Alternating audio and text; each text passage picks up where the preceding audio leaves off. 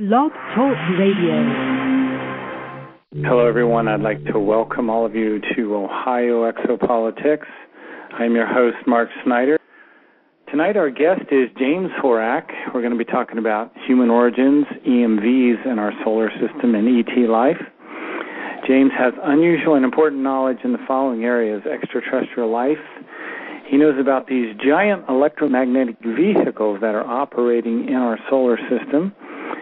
He has knowledge of highly advanced previous civilizations that are operating on the Earth. He talks a lot about unified consciousness, our secret world government, and I'd like to welcome James Horak back to the show. James, how are you this evening? I'm fine, Mark. How are you? I'm doing good, and how are things in Texas today? Hot. Well, we were talking a little bit before the show, and you have a long history with extraterrestrial contact that's kind of complicated. I wondered if you could just give us an overview of that, if you could, tonight. Well, as I progressed growing up and going through different things, experiences in the military, I would come across peculiar people, and they would introduce themselves. And the very first blonde that I came across was during boot camp in the Navy, and I was on liberty with a friend and his mother and aunt, and they were going to show me a health food store that I'd never seen before there in San Diego. And we were walking through this department store, and as they were going out, I was a little bit behind them, and I came up to the double doors to go out, and this blonde lady walked by me that towered over me at least a foot. I'm 6'3". Beautiful. Her eyes were meeting mine, and I felt something I'd never felt before.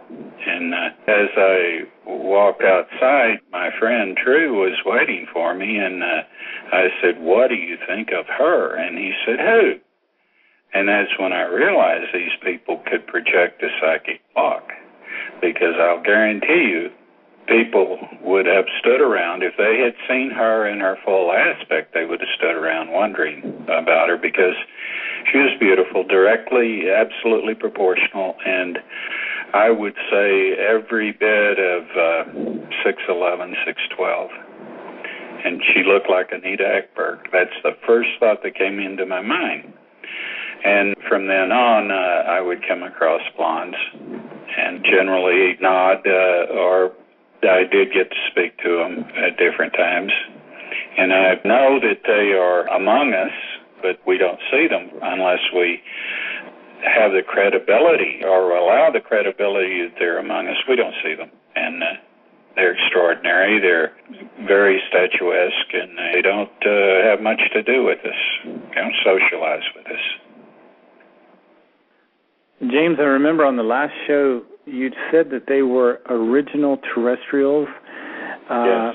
They have, I guess, almost perfect genetics. Can you tell us a little bit about their history?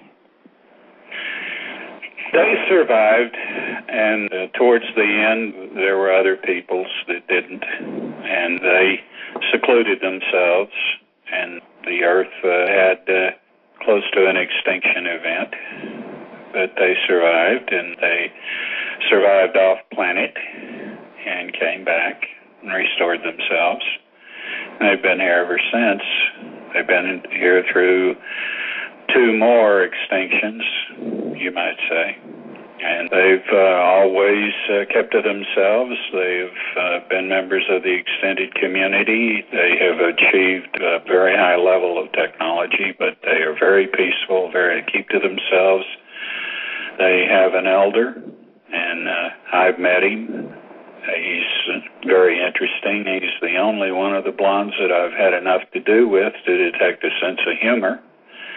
And I enjoy the times that I've spent with him, and I'm very impressed with them.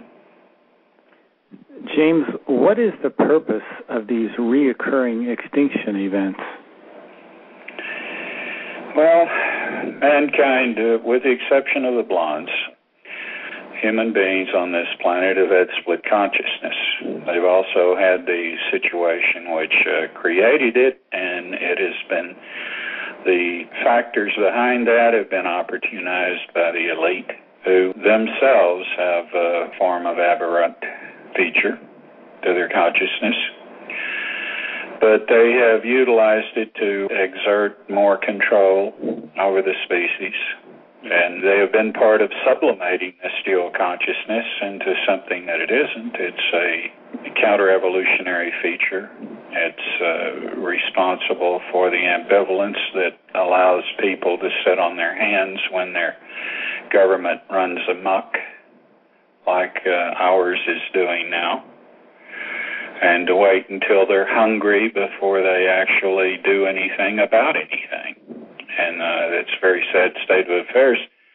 Normally you expect people, if they're not impaired, to act before it's too late, to have a healthy sense of outrage and a moral core. You don't see that. What you see is you see people that are agenda-driven, that don't have a collective notion of belonging to any group out of any sense of loyalty or honor. If you look around you, you see marriages breaking up left and right. The situation grows worse, and there is a reason for this, and people don't want to acknowledge that they're part of the problem. And if you bring up the subject of split consciousness, you have all of these excuses and these made-up psychological renditions that get thrown around about the advantage of it. There is no advantage of it. I have talked before about our strengths, and there are creative potentials, and there are very interesting expressions of what human beings that have split consciousness have developed to contend with it, that if it comes about that this stress that's increasing daily causes something to happen in the species to evolve with the split consciousness intact, then this is something that extraterrestrials are waiting to see. I'm waiting to see. And I would be astonished, I've been astonished at the beauty and the very interesting aspects of the variety that we see here, even though there are very debilitating characteristics as well. I don't think anybody would doubt that. I mean, you have a state of affairs that is inexcusable. And you have wars of aggression. You have a president committing treason daily. And because people are not told by the media, by the mass media, the people that advertise 15 minutes for every hour-long program to commercial interests, which says a lot. You have people that can't accept the reality of the situation, can't accept what they need to do to protect their interests, and can't accept the truth about what's going on around them.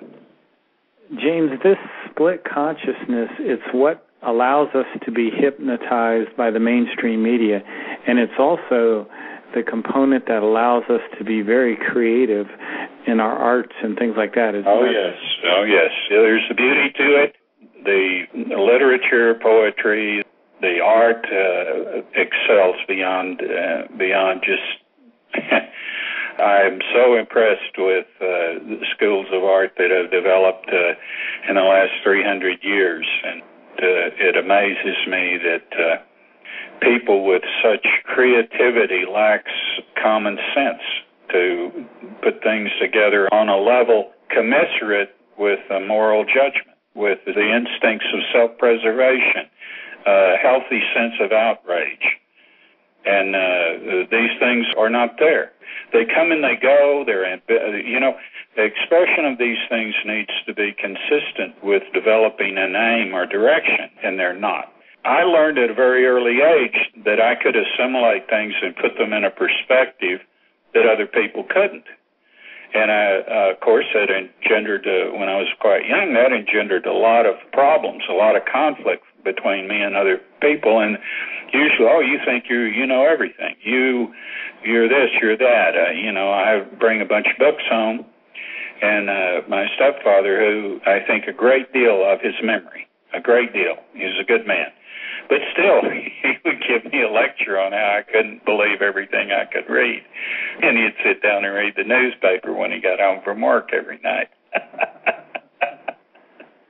Well, that's a good point. You know, the whole issue of what's been going on at Fukushima, to me, has been a wake-up call, because it just seems the mainstream media is just absolutely ridiculous. I mean, not covering probably the greatest global catastrophe in history, it, to me, is just incredible. And I wanted to get your thoughts on that. Well, look how long that they lied. I mean, just blatantly lied to anybody who's paying any attention at all to what was going on at Fukushima. Look how long they lied about, well, it doesn't come up to Chernobyl yet or whatever and all. And that wasn't ever true. The minute that that thing blew, it was not true. It had already exceeded Chernobyl. And the lies and we don't even get news about Fukushima. We don't get mention of Fukushima and haven't for a month here in the United States. I haven't seen a single mention of it on my browser. I have MSNBC browser. Not a single mention of it. It's like it didn't happen, and they have done this before. They have done this before. And, the need to take steps to preserve your health from the fallout, the radioactive fallout, everybody in the northern hemisphere is getting daily, is more imperative now than it was in the first week was understood there was a meltdown. And the government has done everything they could do to discourage people from taking potassium iodide, from doing anything to protect themselves from the contamination from Fukushima. And, you're not getting the truth. And not only that, you're not even getting lies anymore. You're getting avoidance. You're getting a blackout, a news blackout. And now it's coming home. We're finding out that beryllium is leaking out of 40% of the reactors in the United States into the water. We find that the reactors here haven't been kept up. We find that, the one place on Earth where most of the war-grade plutonium is today stored is in danger from a forest fire. And the two reactors in Nebraska are flooding. And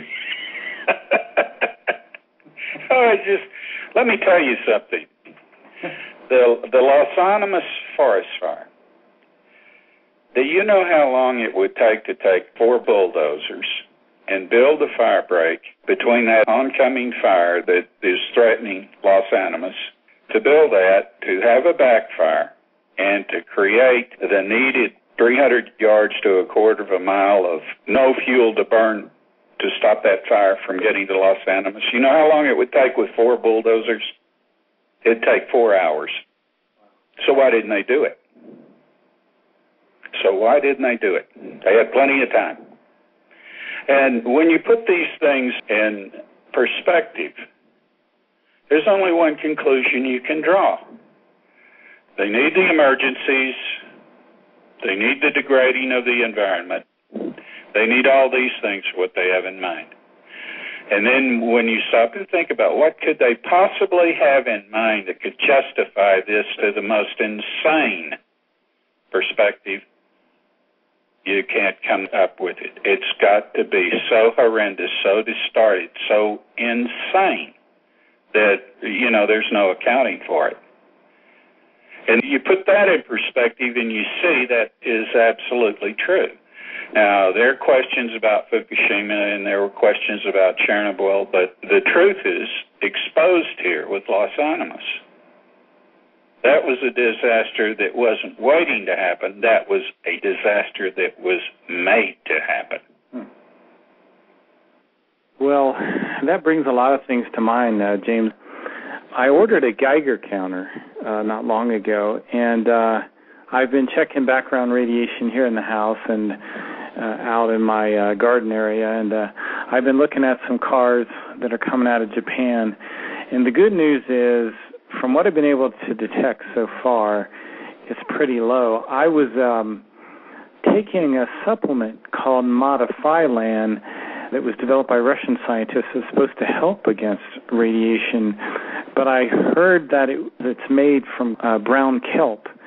And I guess the brown kelp, there's so much radiation in the ocean now, I'm a little concerned about taking anything that has brown kelp in it right now. So, do you know what prevented 250,000 people that didn't die from leukemia and from thyroid cancer? Do you know what prevented it in the Soviet Union during Chernobyl? No, tell us. The United States sending them potassium iodide, because the nation with the second biggest nuclear industry didn't have potassium iodide. And potassium iodide is the only treatment for radiation sickness there is. If you lose the thyroid, you lose one line of defense against radiation to begin with. You become 10 times more susceptible to the worst of the radioactive isotopes, strontium-90. If it gets in your bones, you die of leukemia. That can happen quickly. Unless you pay $25,000 for your Geiger counter, there's a number of radioactive isotopes you can't detect. Yeah, I don't doubt it. That's the problem. Yeah. And you need soil analysis, you need water analysis. Most of the radiation that's being monitored in the United States, and there are sites that you can go to, they're all atmospheric readings. They're taken from the atmosphere, and the atmosphere is going to be the most variable because every time it rains or the wind blows, it's going to vary it. Right. It's going to be greater somewhere else. When it hit the West Coast, the two spots that were most endangered were San Francisco and L.A. because they have this little coliseum of a bay. You know, the mountains in L.A. will hold the smog, so they're going to hold the fallout. And there was a short period of time that the radiation readings were very high in San Francisco and L.A., and then they fell sharply, and the reason was, in both cases, they had these torrential rainstorms, the like of which they weren't used to, but they had them, which was suspicious. And, of course, that brought all that radiation that was down up in the jet stream that might not have even entered that area, brought it right down in there. And so maybe it wasn't in the atmosphere anymore, but it's damn sure in the water and in the soil. Well, James, I've done a lot of shows on Fukushima. It's something that's really been on my mind a lot lately, and I wanted to run it past you, but I want to shift gears just a second. On the last show, you talked about a planet with 4 moons and 2 suns that was called the Place of Peace. Is it possible that you and I lived on this planet during an earlier incarnation? Well, you could have. I didn't live there, but I know about it, and this was the home system of our ancestors. And yes, you could very well. The system was beautiful, was remarkable, and it's no longer with us, sadly. Imagine an entire system, an entire solar system. One day there and the next day gone. You know, when people began speaking in this lineage about singularities, I was very much amused because that's what you would have called what happened to that system. And you're approaching doing it now. Imagine an entire system gone, like it never existed. So our system was destroyed. Can you tell us what destroyed the system, and could it be that system was in the Lyrian star system? No, it was about 500 light years from where we are, and it was beautiful. The people recognized the design and the system. They were very wise, but you can't always predict what the outcome of what you do. even among people that are careful with their science and technology. And there's some things that shouldn't be attempted, but sadly you don't find out until you attempt them. But they made a miscalculation. So, did we destroy ourselves? What exactly happened? We had some colonists that were the people that came here that survived had already begun to migrate to colonize another system. And those were the ones that came here. Everyone else, one moment they were there and the next moment they weren't. There was an experiment being run on altering manifestation. Someone thought that they would shortcut what they knew about the civilizations that aspire to spiritual technology. It's kind of like building the Tower of Babel, but with enough science around it that if it fell, it got rid of everything. And that's what happened. There was no warning about it, but it was an important lesson. These people had unified consciousness. They had licked their technology except for that, and they were members of an extended community that was vast, and still it happened. And it was like their system had never been. And I can tell you more about it, but I'd rather not, because you have people, not just in the military, that'll try anything once. And if wise people that have conquered their technology and have discovered for themselves what's important, and that is not to conquer your technology as it is to grow beyond it, to get to a point where what's really important you understand is not technology, but is culture, is the strength of your justice, the strength of your taking care of your people, of knowing what's really important, and knowing that you have no wars unless you have inequity, knowing that you're responsible, that you are indeed your brother's keeper. When you have these things licked, which makes what happened to these people extremely sad. And it's something that exists as myth to ET today. We're talking about something that happened 350,000 years ago. And it exists as a myth to ET. They're not perfect in their recounting of history. They're not perfect in a number of things. We tend to think that people that have technology and have the ability to go from one end of the galaxy to another, that they're perfect, or that they have, and let me tell you, that's not true. That's not true. Everybody needs to feel that there's something above them. And that's why the concept of God, the concept of design is so important. And it's more important than we know. We're eating ourselves up today because we've destroyed so much in the way of hope by destroying these systems of belief.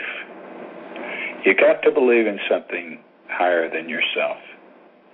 And we even have people that say that they're into spirituality, that believe that they are God. The I God crowd, you know. And these people are deluded. I pity them. They really don't have very much in that belief because they don't see the design. The design is something you can walk out your back door and see. You see it in trees. You can see it in the sky and in birds. You see it. If you don't see it, you're blind. You've lost a very distinctive part of your perspective. And it's a sad thing. I weep for these people. James, on the last show, you said that we were breathing helium on that planet of our origin, and I'm assuming that we were basically in a human form. However, did we have a different physiology at that time? No Not so much as heart, lungs, circulatory system, pulmonary system. No, but it was in the mind. The distinction is in the mind. And the way that we broadcast electricity and microwave, that has a great deal of detriment to us. The fact that people want to use cell phones, has a great deal of detriment to us, to the quality of our thinking. Physiologically, we share about the same thing that we did with our ancestors. And we have some abilities and some intensities they didn't have. But as far as it being evolutionary, I doubt that. There is a difference between evolution and elements of evolution, like adaptation. Adaptation is a feature of evolution. It isn't evolution. And we may see an adaptation that comes about that'll be very remarkable. But whether or not it is evolutionary will depend on whether or not people that have it can pass it on to their young. But I think we're beginning to see it today, that put things together very rapidly, very well, that don't lose focus. And you see that, and you see people that are accountable to other people in ways that are elevated beyond split consciousness, and this has been acquired, I think, out of the sense of urgency to deal with this situation. The split consciousness is a very difficult thing to survive with, but I see it being done. And I'd be very curious to see if it ultimately has a survival advantage and adds a variation to the universe. On the last show, James, you stated that we traveled from the place of peace to Mars and our moon, which functioned as a kind of spaceship. Yes. Does NASA know that our moon is a spaceship, and can you tell Oh, yeah. I guarantee you they do. They know that there's a cavity in it. They know there are engines in it. I'm sure that the Soviets had shared with them what happened when they put that engine in the wrong place that they took from Eastern Europe. I have no doubt of that. It depends. You say NASA, but it depends on who at NASA and who they're related to. There's a secret government. It isn't NASA. NASA serves it. NASA is an arm of it. But there are key players in CFR, Westinghouse, General Electric. All of these people have their own think tanks. And there are people that cross over that belong in these think tanks, and then they belong to CFR. And these are the people that are on these projects which are coordinating what's going on and coordinating information. And they are a clearinghouse for what's divulged and how it's divulged, when it's divulged, or if it'll ever be divulged. And they are the ones that decide what's going to come out. And they know. I mean, at the very critical bottleneck, or before you get to their critical filtering bottleneck, there are people that know, that have the overview. They have to. Now, in the larger scheme of things, the people that one time had the scope to be wise, they're gone. They're gone. They're programs that are running amok because they don't know what they were for. And they're being funded to keep the money rolling in. So they're continuing, and nobody knows what they're for. James, you mentioned that there are engines in our moon, and I think you've talked about a similar kind of thing, electromagnetic type of engines that are in the Earth, and I think these engines keep the moon in the appropriate orbit. Is that correct? They make the adjustment because the moon wants to go out or come in. So there is no parity, natural parity for the Earth to be our moon. So it has to be kept within a tolerance. And these engines do that. They also would allow, if you knew how to operate these engines, and there was a large meteor coming for the Earth, you could intersect it with the moon. You could use the moon, intersect it, and that's been done. But they know that there's something going on if they haven't found them already, and I think they have, because I have seen a book on lunar petrology that could not have been compiled unless there were bases there And there were people doing this in teams. So if they're doing that much, then I feel certain that they've found these engines. They won't know how to access them, but they need to be kept in place.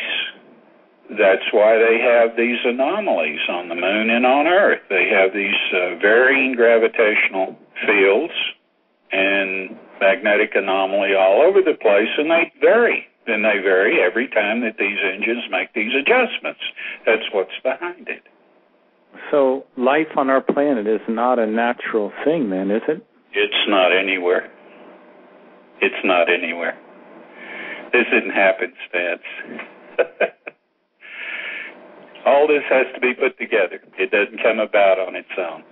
Now, scientists want to believe that if you have enough time and you have quasars and quarks and you have this and you have that, I mean, they throw out all the confusion that they can think of, and they throw a pet theory that's not going to hold water a year from now. They throw this out, and now it's quantum mechanics.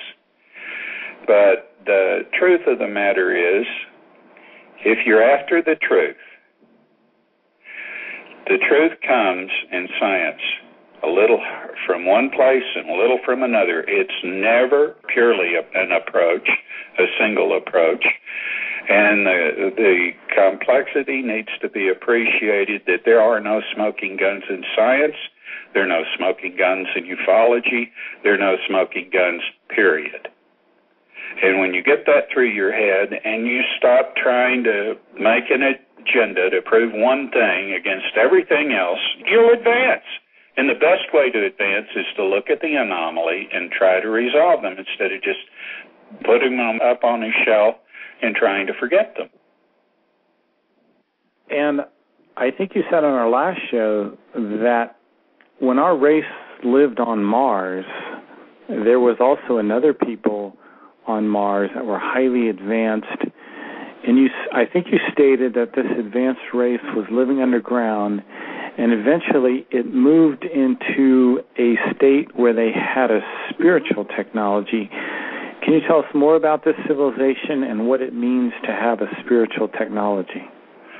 As you advance, there are certain things that can happen in a culture or among a peoples that they wish to express their manifestation at a level that's not hindered by mortality. And the gain in this is beyond the spiritual. But they think highly of their society and their civilization and their individuals in it. So they aspire to be spirit, to be mind embodied in an energy field. And there has been contact with people like this on Earth. These were the people at Colares in Brazil. These were the people that took two young men in Brazil again to join them. They prepared them. The bodies were left, but the bodies wouldn't decay. They wouldn't decompose. And they provided a means, if these young men changed their mind and wanted to come back, they'd have bodies to come back to. But that didn't happen. There are accounts over the years of people that express themselves as a field of energy. Tesla, when he created ball lightning, claimed to be able to use it as a conduit and claimed that he could communicate with these engines below the surface of Mars, that these people left. They left these engines functioning. And there are controls on Mars to control the engines in the moon and on Earth. Now, I don't know if Tesla knew that, but Tesla knew that there was a hall that's called the Hall, best translation, Hall of Machines on Mars, and they're operating. I mean, they've been operating all this time. But Tesla knew that.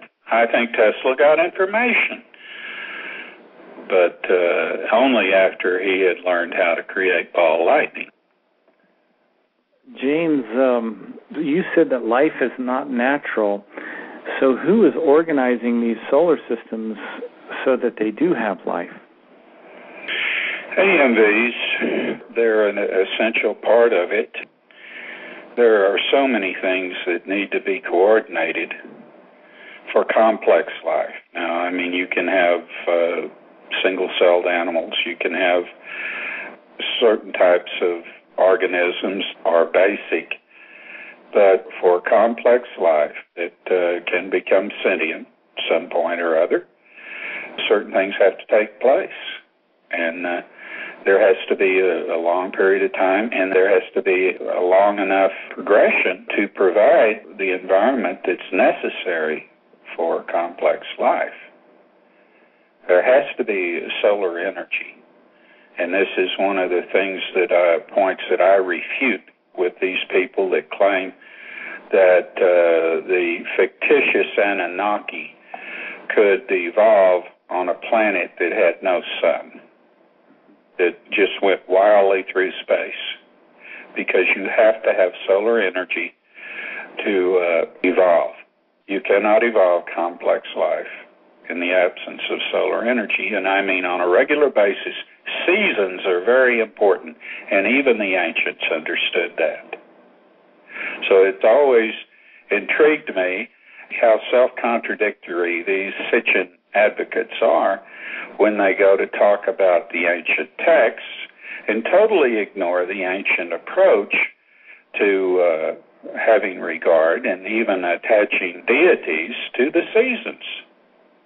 And they want to create creatures that develop without seasons and grant them almost supernatural attributes because they can't get over their superstitions. You know, there are people that are obsessed with proving out myth and superstition. Now, I will agree that there is always some basis in legend, always some basis. But when it's rewritten many, many times over, sometimes thousands of years, it loses a little bit of integrity that it may have had at one time. James, you mentioned that after 300,000 years on Mars, we moved to the Earth. No, you were only on Mars a little more than 50,000 years before you blew it. Mars was very delicate because it wasn't until the moon was placed in orbit around it that Mars started becoming a vibrant planet. The Druze didn't need it because the Druze, these were the people below the surface of Mars that have left those engines. They had come to Mars in the course of deciding to become what they became. That is, aspiring to spiritual technology where there is no mortal manifestation. And they were in the process of doing that. They were secluded, actually. And we just happened to show up, and at the time, Mars was the best candidate. It wasn't until a sizable moon got placed around Mars to drive the mantle and core that Mars even began to have much of a mantle. And that mantle is required. That's part of what is needed for a planet to sustain complex life. During our past interviews, you've kind of hinted or talked about the idea that there have been several civilizations on Earth that have risen and fallen. Can you tell us about this cycle of destruction that seems to repeat? We are nearing the seventh extinction if we don't change things. The cycle generally is that the elite become so narcissistic and power-driven that they create, with the help of technology, they create a situation which is do or die.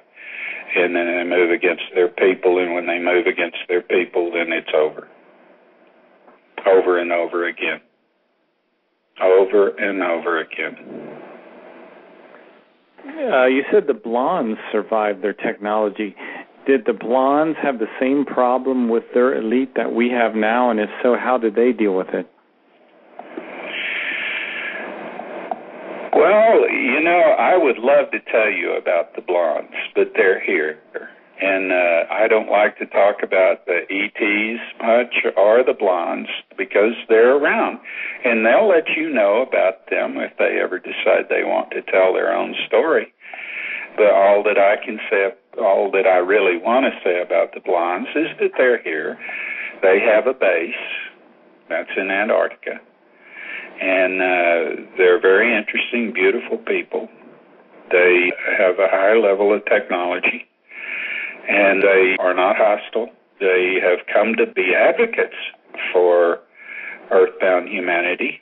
They would love to, this is their planet. They would love to see this planet survive.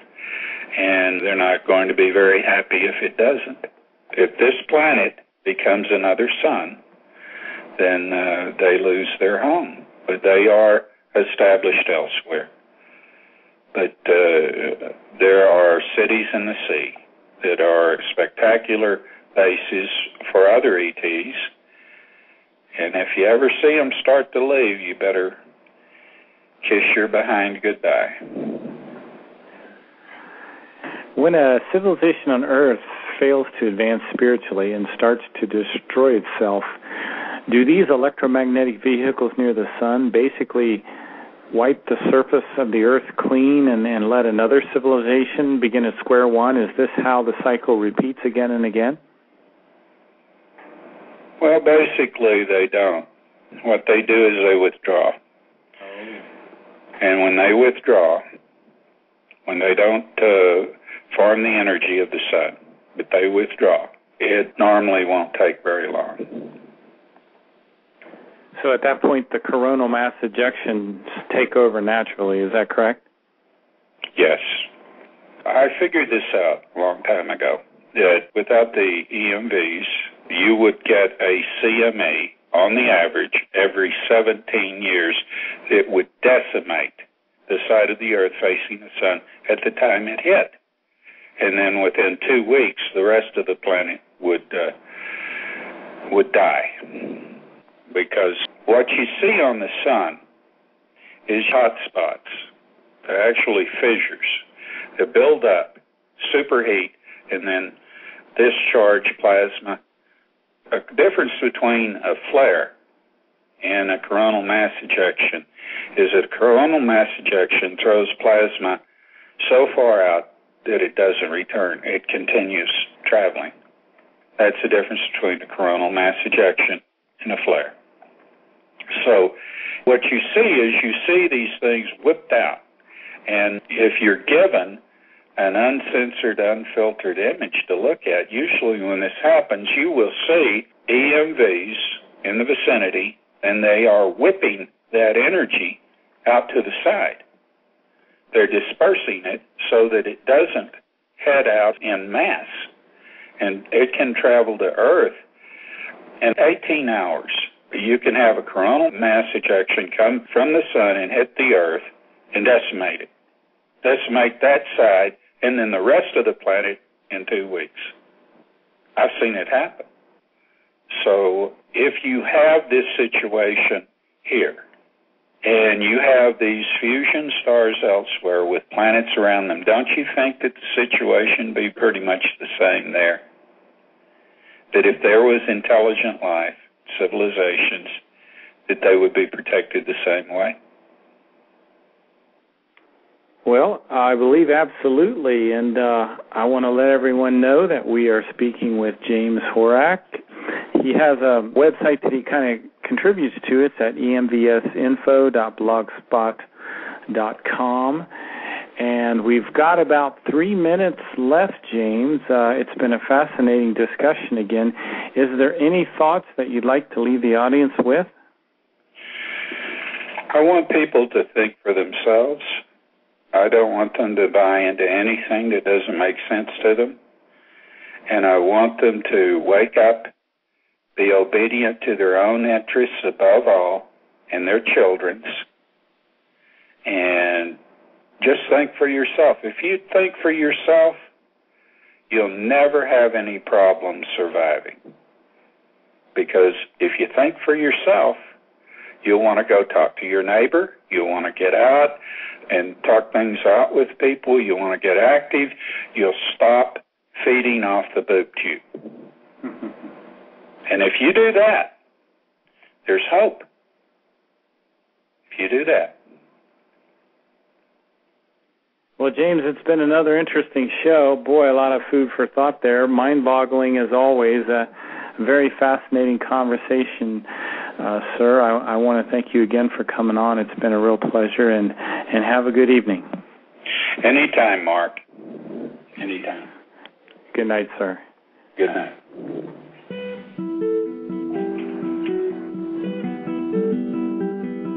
I'd like to thank everybody for coming to Ohio Exopolitics Radio.